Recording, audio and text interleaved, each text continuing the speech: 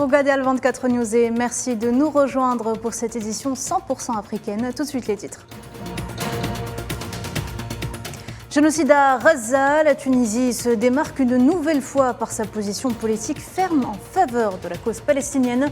Kais Saïed a réaffirmé son soutien aux Palestiniens et son rejet de la normalisation.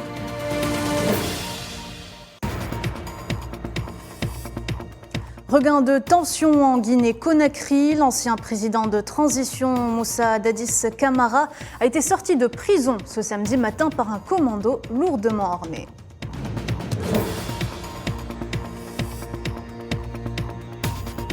Conflit au Soudan, au moins 15 civils ont été tués ce samedi par des obus tombés sur leur maison dans la capitale Khartoum.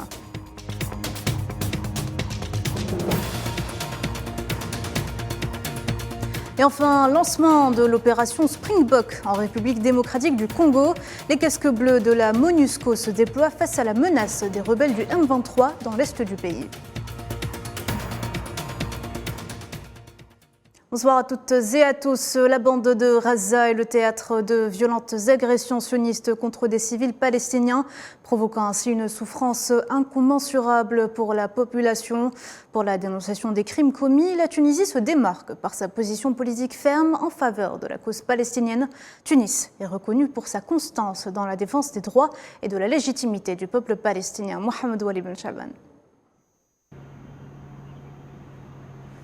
Les agressions sionistes contre les Palestiniens à Gaza provoquent une souffrance incommensurable pour la population civile. De jour en jour, les crimes de l'entité sioniste s'intensifient, laissant derrière un bilan tragique de morts et d'énormes destructions. La Tunisie, qui a toujours soutenu la lutte du peuple palestinien et la reconnaissance internationale de l'État palestinien, qualifie la normalisation des relations avec l'entité sioniste comme une haute trahison à la cause palestinienne.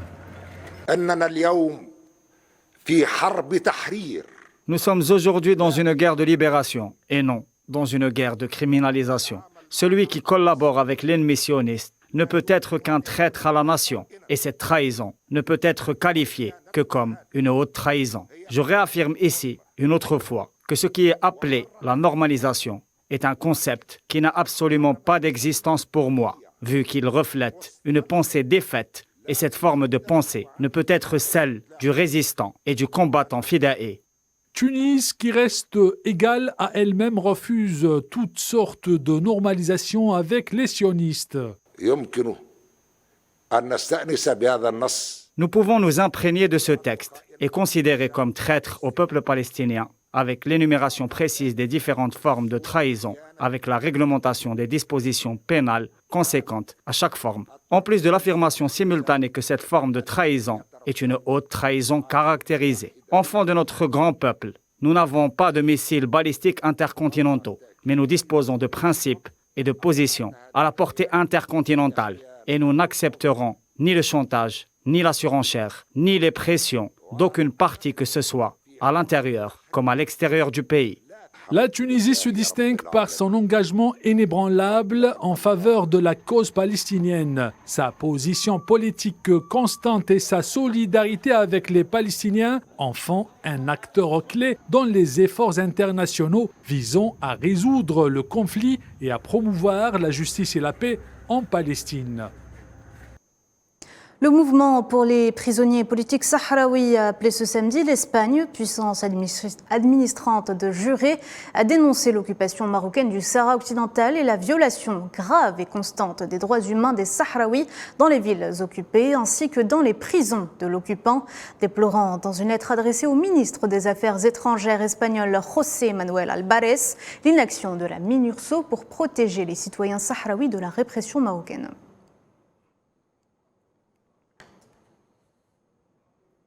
Au Mali, le dernier convoi de la MINUSMA, parti le 31 octobre dernier de Kidal dans le cadre de son retrait du pays, a subi 4 attaques à l'engin explosif improvisé. Une partie du personnel onusien, notamment les civils, avait pu quitter Kidal par avion, mais toutes les autorisations demandées n'avaient pas été délivrées.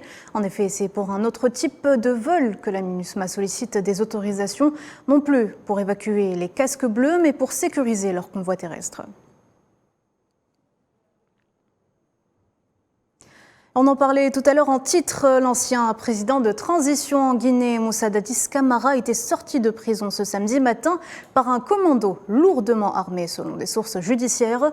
Le ministre de la Justice a par ailleurs confirmé l'évasion de plusieurs détenus de la maison centrale de Conakry, à l'instar de Claude Pivy, ancien ministre chargé de la sécurité présidentielle, et de Moussa Tigboro Camara, ancien patron des services spéciaux, actuellement jugé comme le capitaine Camara pour un massacre perpétré en 2009 sous sa présidence.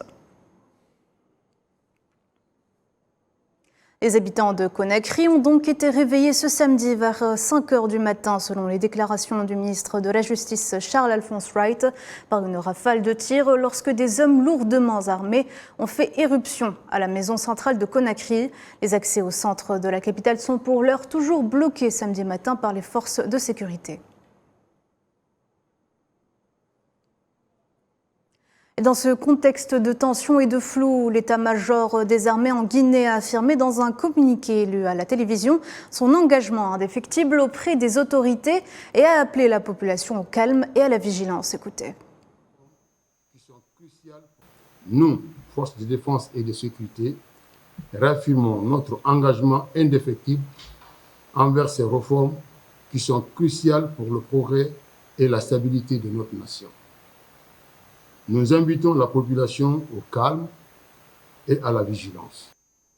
Plus d'un an après son exil, à la suite des événements du 20 octobre 2022 et 3 jours après avoir passé un accord avec le pouvoir militaire, le président du parti Les Transformateurs, Succès Masra, a foulé le sol de son pays et il a été reçu avec ferveur. Sa descente d'avion, Succès Masra s'est agenouillé sur le tarmac de l'aéroport, levant les mains vers le ciel en signe de prière.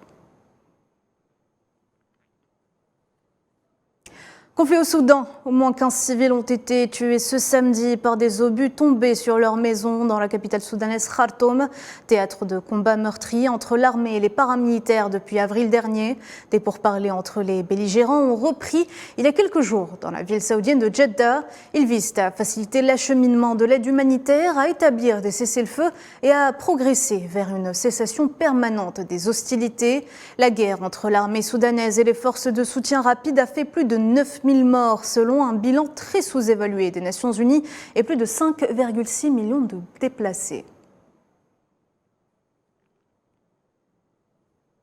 Les Nations Unies qui appellent d'ailleurs le monde à faire plus pour alléger les souffrances des près de 6 millions de personnes déjà déplacées ces 6 derniers mois, alors que les combats acharnés au Darfour poussent à nouveau les Soudanais à fuir.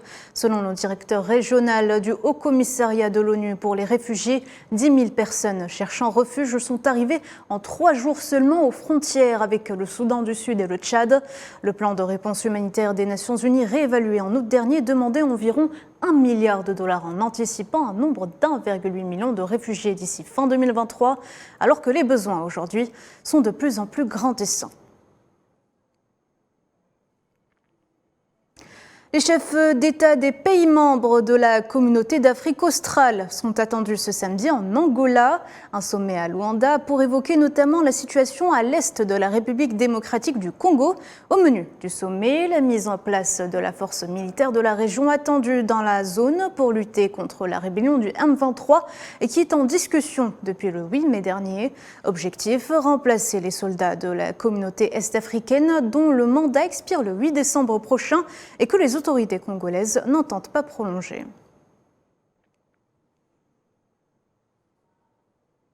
En RDC, toujours, les casques bleus de la MONUSCO se déploient face à la menace des rebelles du M23 dans l'est du pays. L'opération Springbok a été lancée vendredi conjointement avec l'armée congolaise.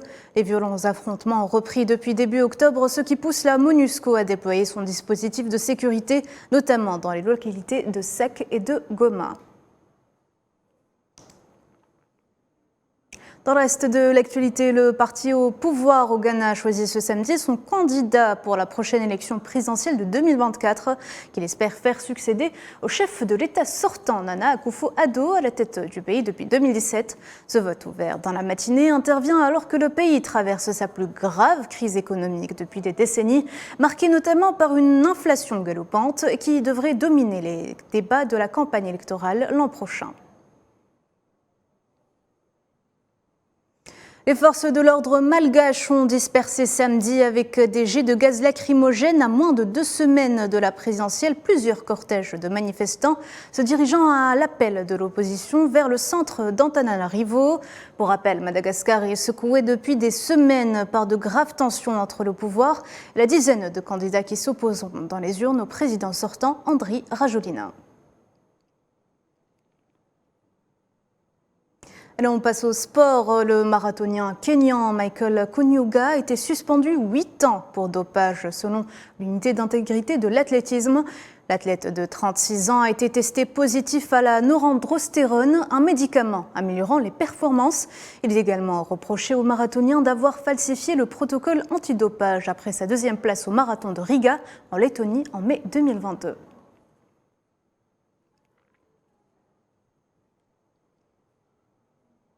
Et avant de se quitter, on revient sur le génocide à Gaza. Certains grands noms du sport s'alignent eux aussi derrière le peuple palestinien, à l'image de la tenniswoman tunisienne Ons Jabeur, qui a annoncé ce mercredi donner une partie de ses gains du Masters WTA de Cancun pour aider les Palestiniens. Faisal Salah. Une joueuse de tennis dont l'influence et la notoriété, la liberté d'expression dépassent celle de certains pays. Une Tunisienne, une Africaine, une championne, une légende, mais avant tout, un être humain. Ons Jabeur est sans doute la meilleure athlète arabe et musulmane de tous les temps. Ons est notre fierté, Ons est la femme qui vomit l'homme. Ons est la voix de la vérité. Ons est la voix du courage, du sacrifice. Ons est la voix de près de 10 000 martyrs. Ons est la voix des innocents, la voix de la paix, la voix de la Palestine qui a parlé à Cancun quand les langues ont été coupées, tranchées, interdites, menacées. Ons a bravé la loi du silence complice et lâche. Ons n'a pas trahi, Ons a parlé. Je suis satisfaite pour la victoire d'aujourd'hui. Mais pour être honnête avec toi, je n'ai pas vraiment été heureuse ces derniers temps avec tout ce qui se passe dans le monde.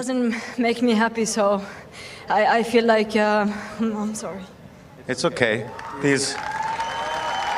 These are the moments.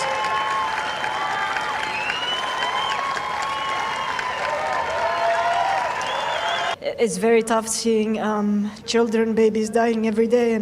C'est difficile pour moi de voir des enfants et des bébés se faire tuer. Ça m'a déchiré le cœur. C'est pourquoi j'ai décidé de donner une partie de l'argent du prix aux Palestiniens.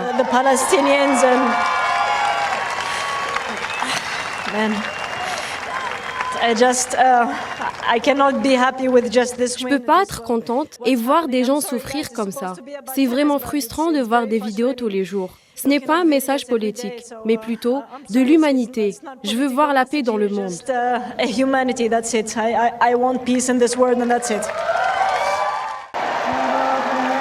Ons a fait une déclaration très forte sur le cours. Son service a été réussi, un ace, face aux criminels de guerre. Ons Jabeur a des principes et des valeurs. Et même si on lui mit de la pression, sa position ne change pas.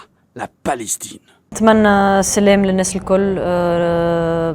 Je souhaite la paix pour tout le monde. Bien sûr, on ne peut pas être heureux avec tout ce qui se passe dans le monde où nous voyons des innocents mourir chaque jour en Palestine. Nous leur souhaitons la paix et la paix pour tous à travers le monde. Et si Dieu le veut, nous pourrons les aider avec notre fondation. Ons Jabeur est actuellement 7e au monde. Elle a récolté dans sa carrière 5 titres. Mais pour Ons, la victoire n'a pas de goût face au génocide commis par l'occupationniste. Le geste d'Ons Jabeur est synonyme de générosité et d'humanité. Tout est résumé dans son prénom, Ons, ce qui signifie la personne qui est contre la violence.